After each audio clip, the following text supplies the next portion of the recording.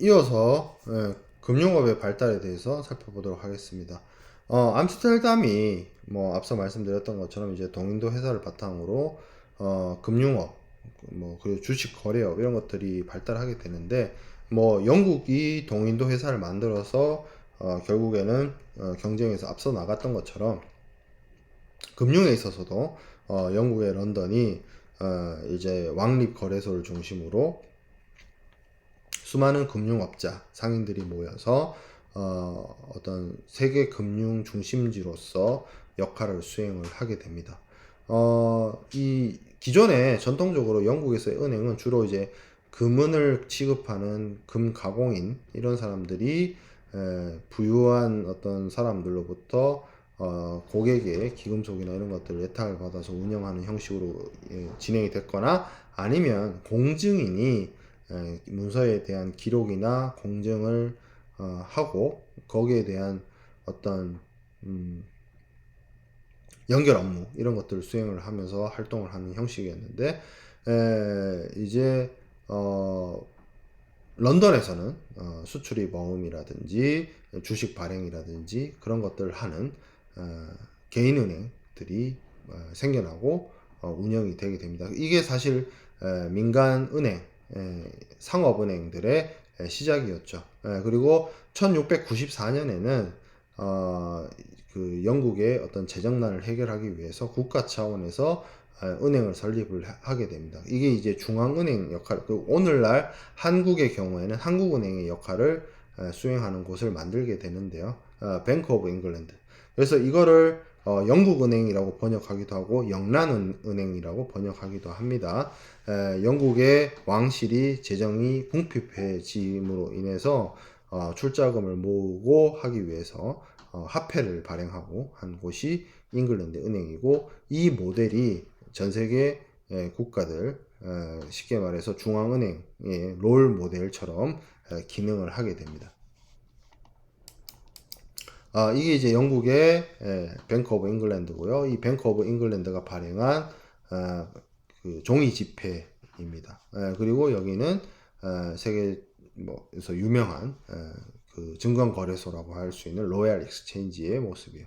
모두 다 런던에 위치하고 있고, 런던이 세계 무역의 중심지가 되면서 같이 금융업과 상업이 발달하게 되었다라는 점입니다. 자, 그리고 이 시기에 또 네덜란드에서 재미난 일이 발생하게 되는데, 그게 이제 튤립 버블입니다.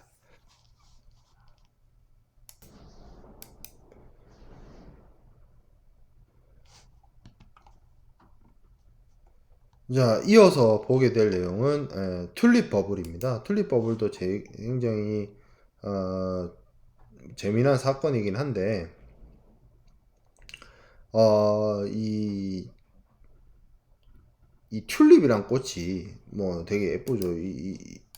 이렇게 생긴 꽃이죠. 근데 이런 꽃이 이제 이 시기에 유럽에 이제 전파되기 시작합니다. 그래서 튤립이 인기가, 튤립이 사람들이 이제 튤립을 그 소유하고 싶은 거죠. 쉽게 말하면 오늘날에 뭐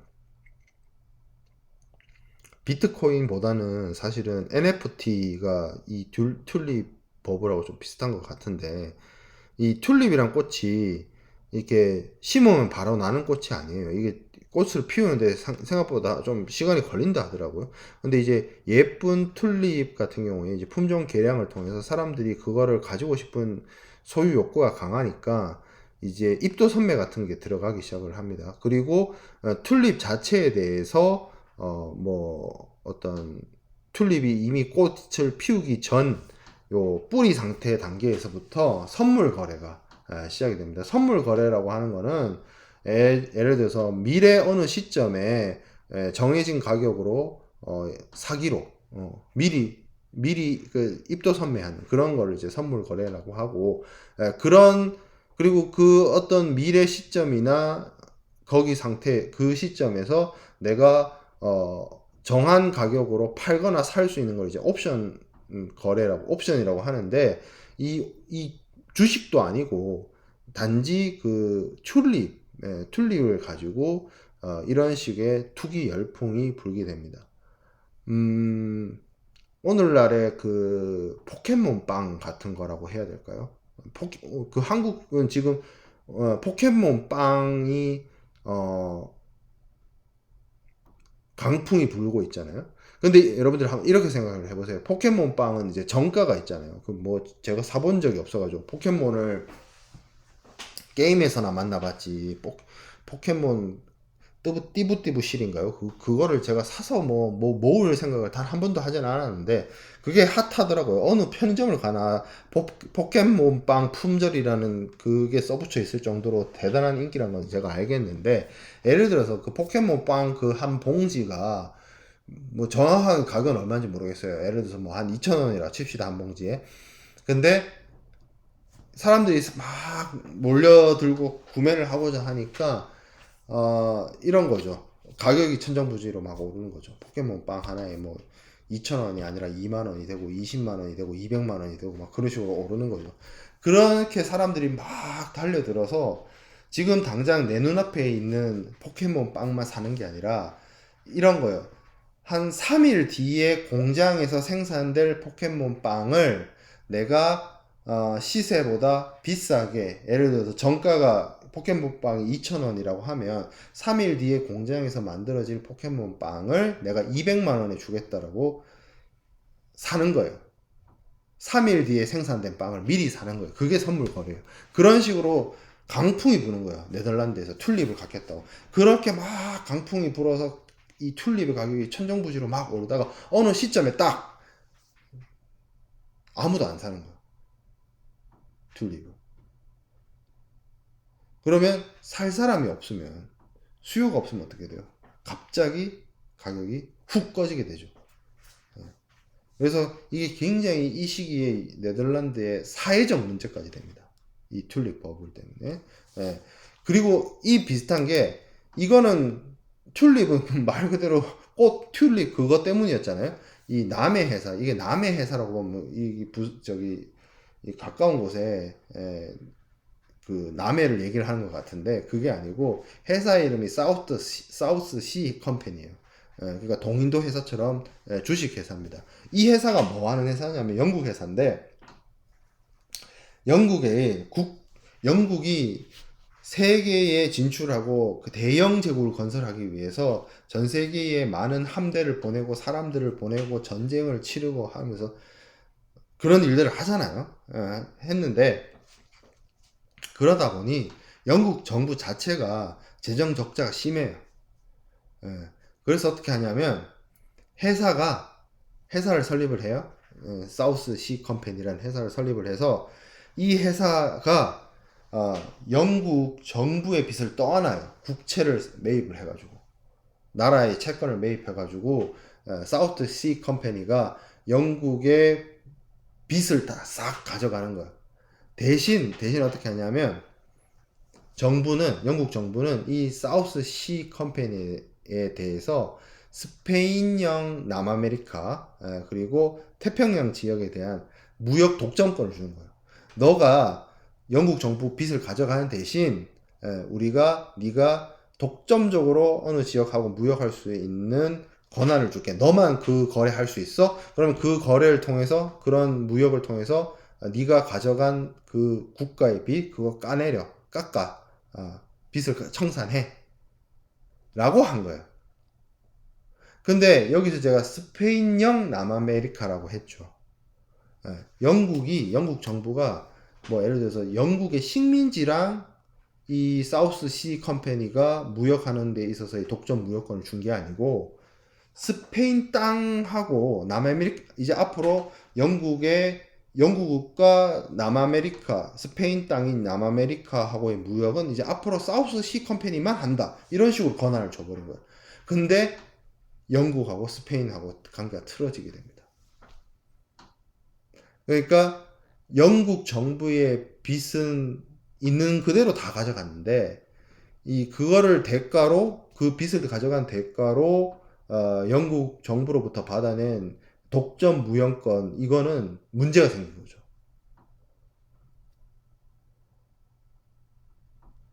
그래서 어떻게 되느냐, 이 회사가 투기 강풍에 휩싸입니다. 투기적 이윤 창출을 도모하는 과정 속에서 주가는 10배 상승을 했지만 실체가 없잖아요. 돈 벌어 들일 구석이 없는 회사잖아요.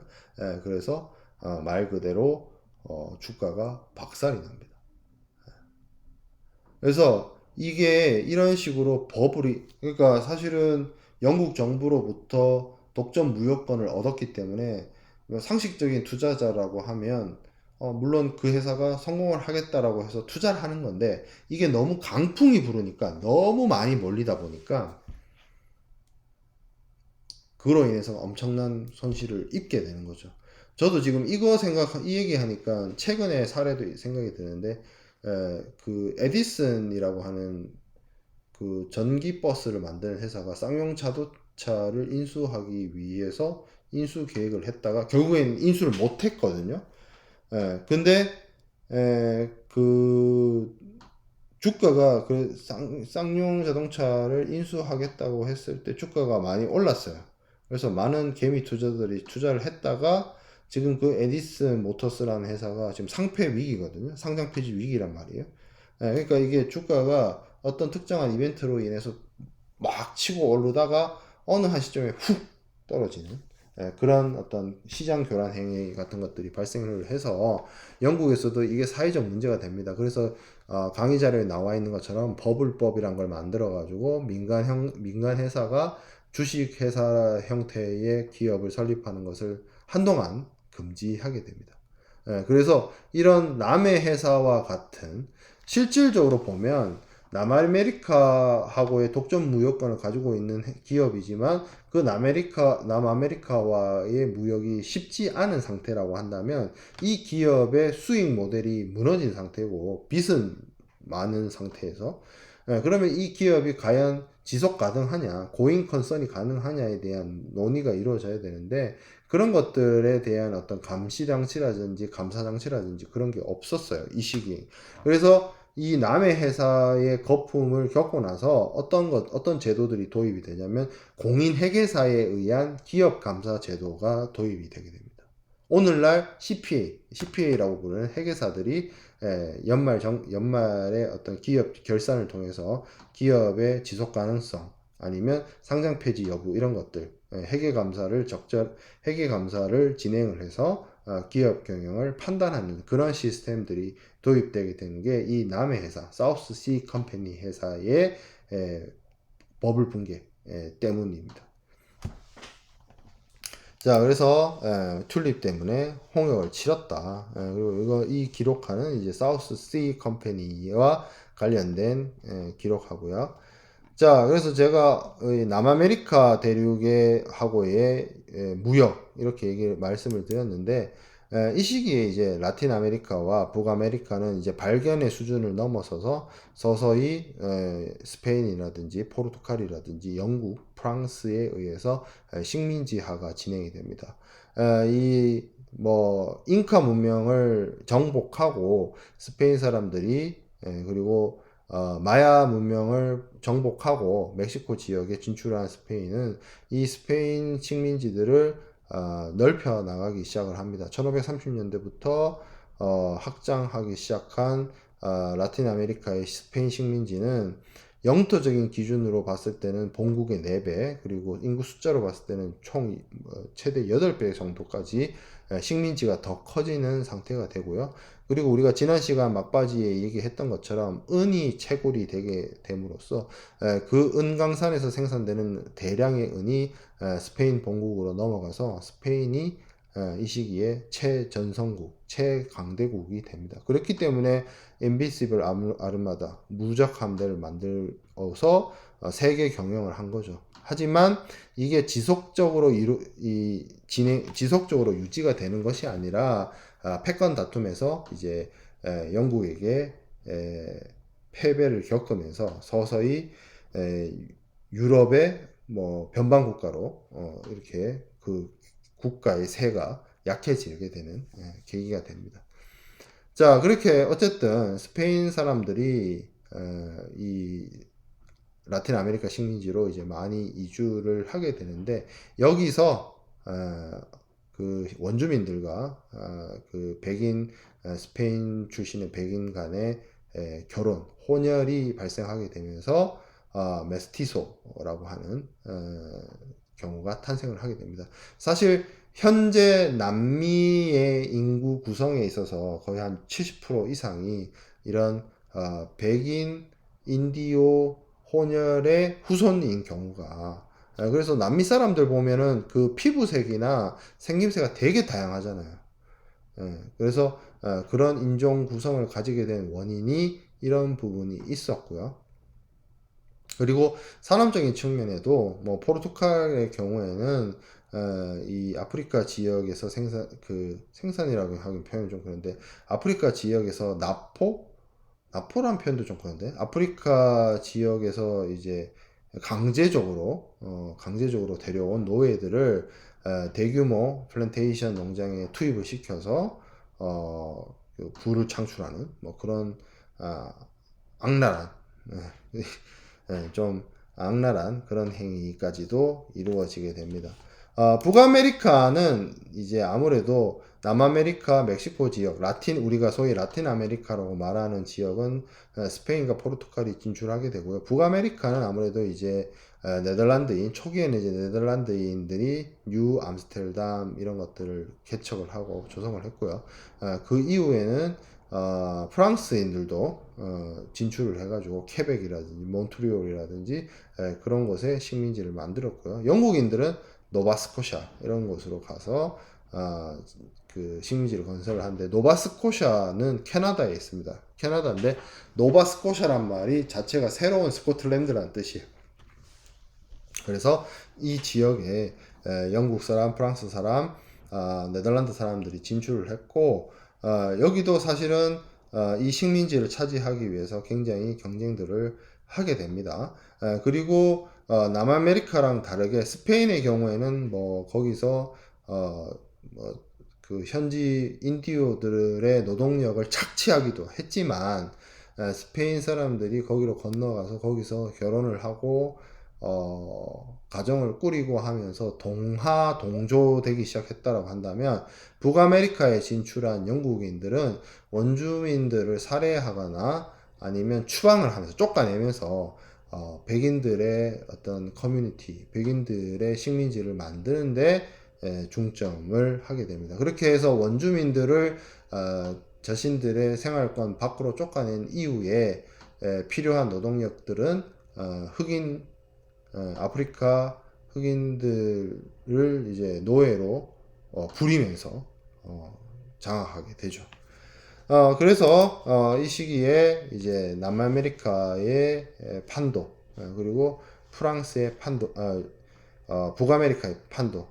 제가 프랑스라고 한 거는 이 파란색 가장 넓은 이 지역을, 오늘날은 미국에서 루이지애나 주라고 하면 요 정도 미시시피강 하류의 뉴올리언스 지역을 루이지애나 주라고 하는데, 원래 루이지애나가 루이 왕의 땅이란 뜻이거든요. 루이지애나란 말 자체가.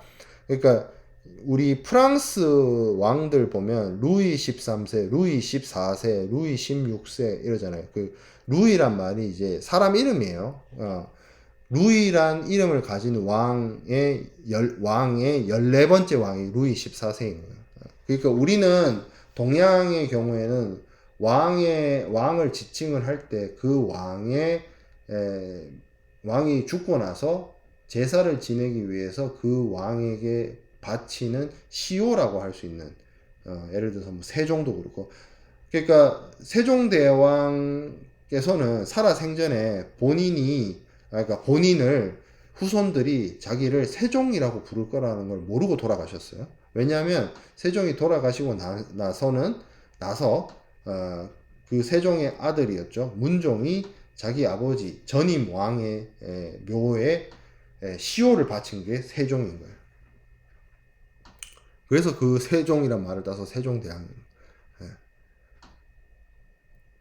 그렇기 때문에 동양의 왕들은 살아생전에는 그냥 뭐 주상이라든지 금상이라든지 지금왕이라든지 이런 식으로 불렸겠지만 금상 주상 뭐 이런 이름으로 불렸지만 자기가 훗날 후손들이 나를 이런 이름으로 부를 거다라는 걸 모르고 돌아가셨단 말이에요. 근데 유럽의 왕들은 죽고 나서 시호를 붙이는 게 아니라 살아 생전에 내 이름은 루이다, 내 이름은 엘리자베스다, 내 이름은 샤를이다, 내 이름은 뭐 조지다 이런 식으로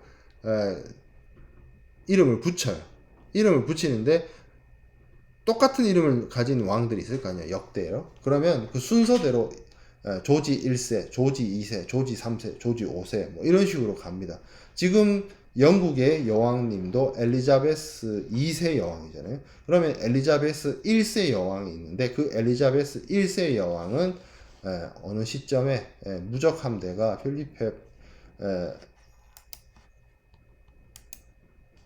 이 무적 함대, 무적 함대가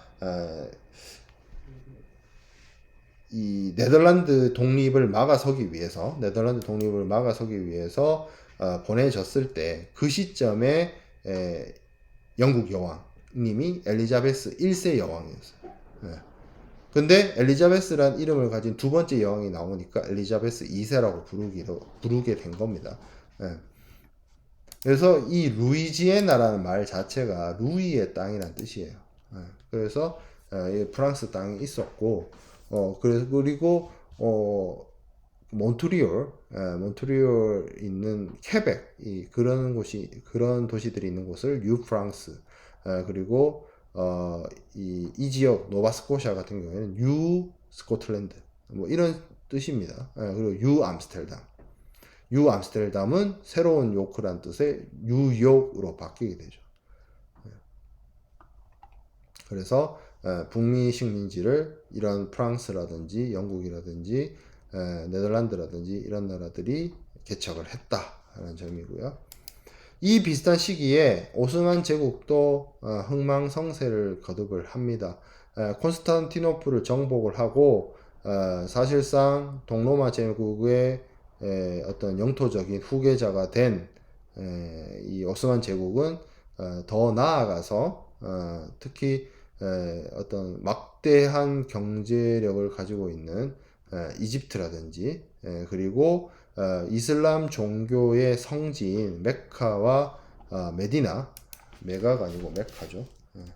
메카와 메디나를 지배하게 됨으로 인해서 세속적으로도 그렇고 종교적으로도 그렇고 이슬람의 어떻게 보면 종가, 이슬람의 어떻게 보면 주인 같은 역할을 수행을 하게 됩니다. 특히 오스만 제국의 술레이만 대제 시절에는 오스만 절대 군주로서 이 강대한 제국을 다스리게 되었고 특히 유럽의 여러 국가들과 상호 조약을 체결해서 뭐 어떤 포용적인 관용적인 정책을 진행을 하고 그 바탕에서 경제 활동이 원활하게 이루어지게 되는 대제국을 건설하게 됩니다. 하지만 오스만 제국도 이 오스만 제국의 간섭을 받지 않고 동양과 무역을 하려고 하는 스페인, 뭐 포르투갈 상인들 그리고 신대륙으로부터 유입되는 이런 것들로 인해서 이 스페인, 포르투갈, 영국, 프랑스 뭐 이런 나라들은 식민지 개척을 해서 거기서 막대한 부를 벌어들이고 거기서 들어오는 은 수입을 통해서 경제 발전을 하게 되는데 오스만 제국은 사실 신대륙 발견이라든지 해외 식민지 개척이라든지 이런 것들이 잘 이루어지지는 않거든요. 그냥 전통적인 지배 강력인 이집트나 이런 지역들을 점령하고 영향력을 행사하는 데 그치게 됩니다. 그러다 보니 유럽의 은이 많이 유입됨으로 인해서 발생되는 인플레이션 이런 것들로 인해서 경제 기반이 약해지게 되고 그리고 기득권의 부패 문제 이런 것들로 인해서 오스만 제국이 서서히 힘이 약해져 가고 결국에는 세계 1차 대전 이후에 이제 오스만 제국이 해체되는 길로 이어지게 됩니다. 자, 그래서 이번 주는 뭐 그 동양의 무역, 그 뭐 대지마라든지 정화의 원양 원정 이런 것들을 살펴보았고, 그리고 중상주의 기조, 그리고 그 중상주의 기조에 따른 뭐 주식회사의 등장이라든지 튤립 버블이라든지 아메리카 대륙의 식민지화라든지 그런 부분들을 살펴보았습니다. 이제 중간고사 기간인데요. 중간고사에 대한 공지를 요번 주 내도록 할 거고요. 중간고사 이후에 이제 산업혁명이나 그런 부분까지 살펴볼 수 있도록 하겠습니다. 마치도록 할게요.